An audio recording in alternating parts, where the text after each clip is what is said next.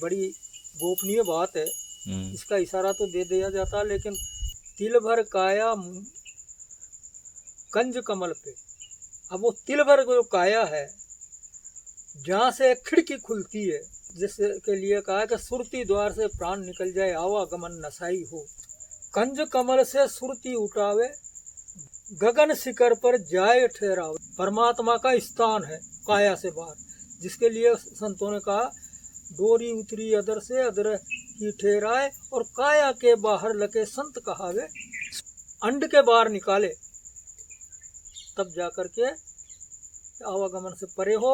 अब ये कंज कमल नाम नैनन में रम रहा, जाने बिरला कोई, ताको सतगुरु मिलिया वाको मालूम हो।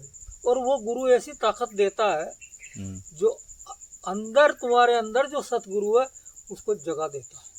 जय सिया राम सभी को, जय राधा स्वामी, जय सिया राम। भाई शब्द सुरत जो योग है, तो सुरत को कहाँ से उठाना चाहिए साधक को, जो शब्द में समाये, और जो सदगुरु की जो सेन है, जो भेद है, तो शास्त्रों का जो क्या लिखा है भेद के बारे में और जो सेन है उसके बारे में बताएं।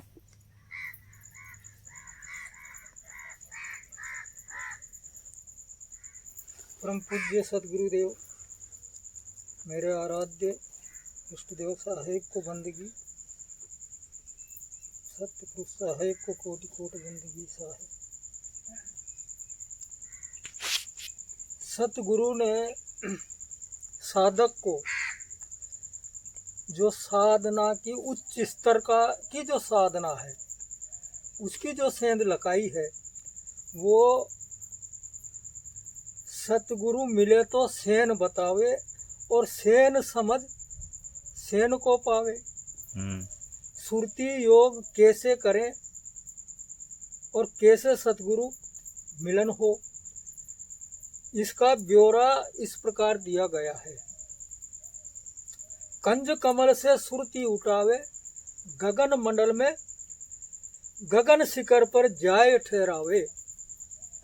कंज कमल से जो कंज कमल है वो उसका भेद सच्चा सदगुरु पहुंचा हुआ जो होगा वही बताएगा। कंज कमल जैसे काया में और भी जो कमल है, 7 कमल से परे है, ये 8वां कमल है, और यहाँ से ही संतों का मार्ग चालू होता है। संतों का मार्ग यहाँ से चालू होता है, योगियों का मार्ग मूल कमल से चालू होता है। अच्छा, संतों का कंज कमल से चालू होता और गगन मंडल पे शिखर पे इसको पहुंचाया जाता है। बार बार सुरती को ऊपर चढ़ाना है, साधक की अभ्यास नहीं है, इसलिए सुरती बार बार रिपटेगी, नीचे आएगी, ऊपर चढ़ेगी। इसका उसको किसी प्रकार का कोई चिंता फिक्र नहीं करना चाहिए, निरंतर अभ्यास में लगे रहना चाहिए। एक रोज सुरती स्थिर हो जाएगी उसकी, यानी करत करत अभ्यास के जड़मत होत सुजान, रसरी आवत जात ही पट पर पड़त निशान। जब पत्थर कट जाता है तो सुरती तो महाचेतन है, जिसके हमारी काया क्या संपूर्ण रचना की मूल रचयिता है सूरत। क्योंकि ये परमात्मा की अंश है, इसीलिए इसके अंदर वो पावर है। तो इसको सुरती को बार बार गगन में चढ़ाते रहो, जहाँ जाए कर शब्द सुने। ये फिर वहाँ इसको एक आवाज़ झीनी झीनी सुनने में आती है, जो अगर गिर जाए बार बार तो पुनः इसको उठाते रहो, चढ़ाते रहो, गगन मंडल पे पहुँचाते रहो। अच्छा, गिरा पड़ी नित होत है, इसका कछु करे नहीं संशय, और 12 ऊपर स्थान है, कंज कमल ते सुरती चढ़ाना है। मतलब 12 ऊपर यानी 12 ऊपर जो ये द्वार है, इनके ऊपर 10वां द्वार, 10वां 11वां और 12वां, ये सुरती को वहाँ पहुँचाना है।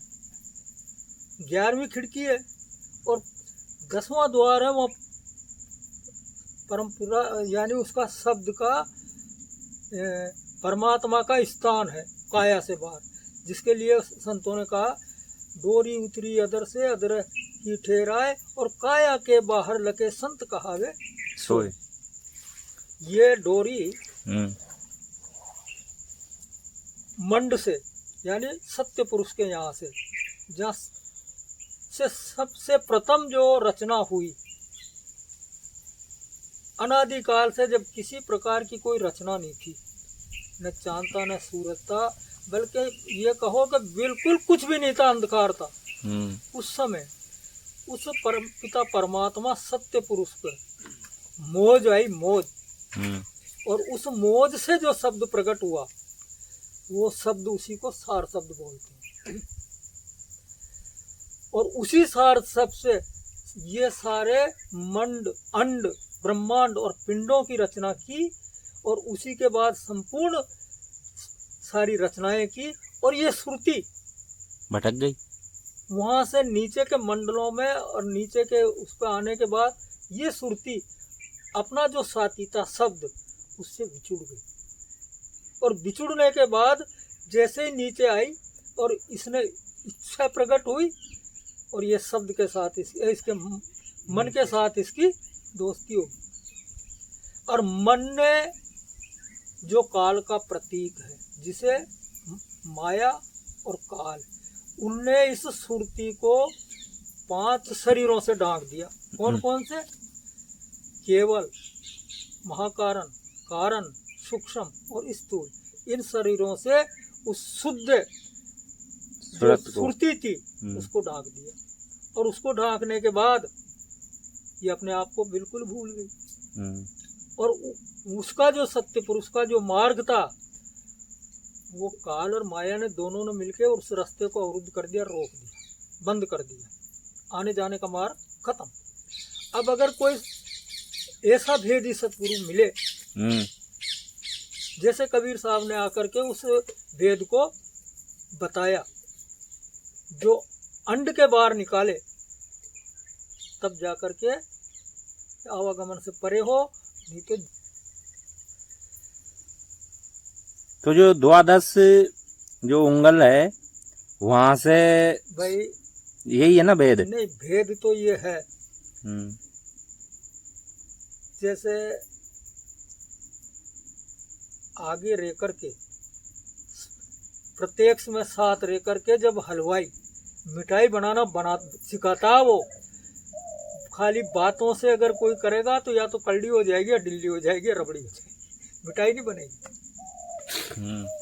ये विषय ऐसा है कि जब तक साथ में रह करके वो जिसने एक दफे उस मार्ग पे आया गया, वो उसको चढ़ाएगा नहीं और सारी सेंध नहीं बताएगा, वो भटकता ही रहेगा। इशारा है, एक पुस्तकों में इशारा दे दिया, सत्संग में इशारा दे दिया, जिसके लिए अर्जुन के सामने कृष्ण थे, और कृष्ण से क्या कहा उन्होंने? अर्जुन, अगर तेरे को वो उस स्थिति में जाना है, जीवन मरण की उस झंझट से छूटना, तो किसी ऐसे पार की संत के पास जा, अनुभवी संत के पास जा, और उसके जाकर के इस ज्ञान को सीख। और आज भी कबीर साहब ने भी यही कहा कि हे धर्मदास, जो ये ज्ञान है, ये भेदी गुरु बगैर उसको वो नहीं जा सकता। पुस्तकी ज्ञान तो पुस्तकीय, उस पुस्तक में अपन ने पढ़ लिया, सारी चीजें पढ़ ली। अभी जैसे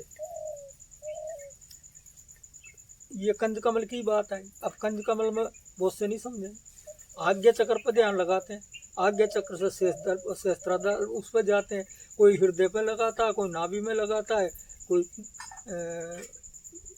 मूल कमल पे लगाते हैं। आज तक ये कंज कमल का भेद सिर्फ और सिर्फ कबीर साहब ने दिया है। तो कंज कमल कहाँ पे है? अब ये कंज कमल नाम नैनन में रम रहा, जाने बिरला कोई, ताको सतगुरु मिलिया वाको मालूम हो। तो ये दोनों नैनों जो है, इनको एकाकार करके और दोनों नेत्रों के बीच में जो है वो कंज कमल है, यहाँ से इस श्रुति को उठाना पड़ता है। अच्छा, तो वो बार बार नित्य गिरेगी सुरत। वो तो गिरेगी। अभ्यास का एक ये कोई साल 6 महीने का प्रोसीजर तो है नहीं है जो कि अपन ने पढ़ाई पढ़ ली रही है, तो जितनी उसकी लगन है। अच्छा, फिर लगन के अलावा उसकी श्रद्धा परमात्मा के प्रति और गुरु के प्रति कितनी है। गुरु सबसे मेन चीज है, गुरु। और वो गुरु ऐसी ताकत देता है जो अंदर, तुम्हारे अंदर जो सतगुरु है उसको जगा देता है। बाहर का जो गुरु है जो जगा हुआ है, देहधारी गुरु है, जिसको वो रोशनी प्राप्त है, वो तुम्हारा दीपक भी जला देगा। जिसका दीपक जला हुआ है, अब वो जब दीपक जलेगा तो सतगुरु आपके अंदर जागृत हो गए। आपको मार्ग तो वो बताएंगे अंदर से, बाहर वाला इशारा देगा, लेकिन भेदी होना चाहिए। तो मूल बात तो यही है, जो सुरत शब्द की जो साधना है, सुरत शब्द की साधना है उसको। अच्छा, जैसे सुरत शब्द की साधना के दी, अब इसका भी वो जो कहेगा कि भाई सुरत को, जैसे इसमें दिया कंज कमल से उठाना है, गगन शिखर पे पहुंचाना है,